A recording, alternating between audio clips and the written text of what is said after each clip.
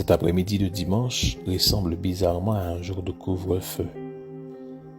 On était encore ados, mais on n'oubliera pas ces hommes en kaki et en vert olive, armés jusqu'aux dents, qui sillonnaient la ville en décapotable.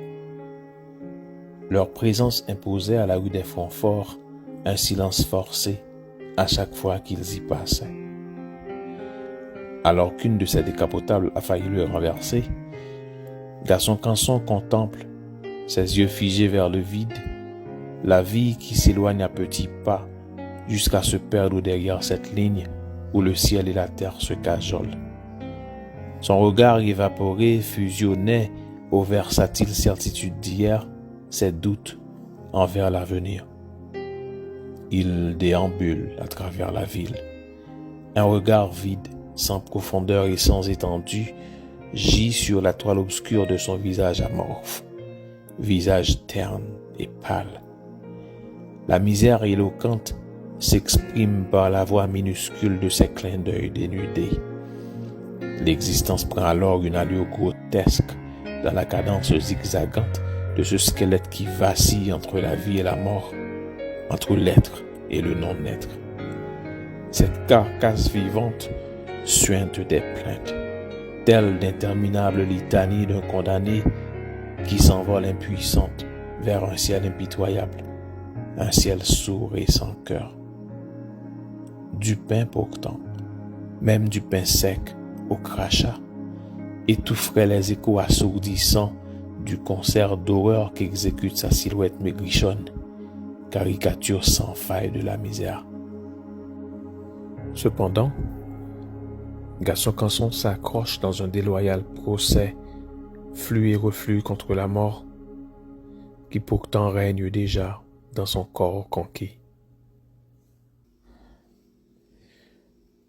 Sur la scène macabre de son âme zombie, se déroule en séquence ininterrompue le théâtre accablant d'une vie qu'il n'a jamais souhaitée ni voulu. Une vie qui lui a été donnée sans son consentement, sans lui avoir rien annoncé. Il se voit acteur dans un film dont il ignore le scénario. Il vient de loin, il n'est pas d'ici, il n'a personne, non plus n'a rien. Mais non, il a son souffle comme espoir et sa peau pour vêtement. Faut quand même que son âme soit vêtue. C'est à se demander si une âme encore il lui restait ou si jamais il en eut. Les pas chancelants de ses pieds nus, prolongés par d'interminables ongles, chatouillent les grains de poussière paresseux, soulevés dans une harmonieuse cacophonie par un vent qui emporte et qui traîne. Ce vent qui convoie les notes moribondes du libérat de ses jours, exécuté dans un décrescendo fugace, agaçant et funèbre, sur un tempo rythmé aux battements intermittents de son cœur agonisant. Le voile sinistre de la mort, tel un aigle sur sa proie, se déploie sur l'obscure vallée de son être affligé, et son corps, croupissant sous l'emprise de ses douleurs, flaire le trépas imminent. Blotti dans les bras de l'ennui, Gaston Canson s'enlise dans une redondante valse au gré du temps, valse cyclique qui toujours le fait tourner en rond. Sentant le souffle maléfique de la mort l'effleurer, il se bat contre chaque envie d'abandon, contre toute tentation de reddition. Il se bat comme lorsqu'il faisait ses premiers pas, se relevant après chaque chute, se cramponnant après chaque culbute au tronc fictif d'un espoir mirage. Je suis déjà passé par là, se dit-il dans son crâne rempli de rien du tout, plein de désespérance et d'appréhensions inutiles, plein d'inquiétudes et de craintes légitimes. Ce crâne empli des souvenirs de ses vieux jours quand il faisait bon vivre, lorsqu'il mangeait une fois le jour et portait fièrement son pantalon, juste soutenu par une fidèle ventresse de bananier. Mais je suis déjà passé par là, remue-t-il dans le sillonnement bouillonnant de sa tête vide, vide d'espoir, vide de certitude, sinon ce parfum de déjà vécu que sniffent les pores anesthésiés de sa peur impérissable. Et cette douleur de déjà vu que supportent ses jambes trop faibles, désormais tremblotantes sous le poids d'un squelette trop lourd, ce squelette alourdi du fardeau qu'est la vie, ajouté à la peine d'avoir existé dans un pays comme le sien.